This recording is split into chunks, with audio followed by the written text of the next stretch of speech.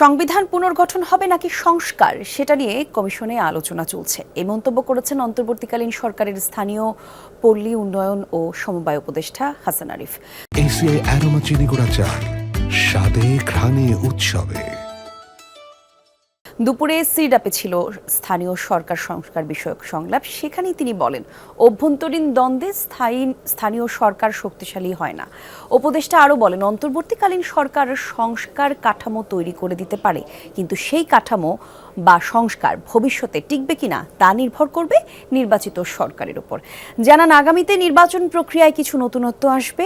নতুন সরকারের উপর বর্তাবে স্থানীয় সরকার মন্ত্রণালয়কর শক্তিশালী করার দায়িত্ব। একই সাথে রাজনৈতিক দলগুলোর অভ্যন্তরীণ সংস্কারের তাগিদ দেন তিনি। জানান, গণতান্ত্রিক চর্চার উপর নির্ভর করবে দেশের অগ্রগতি।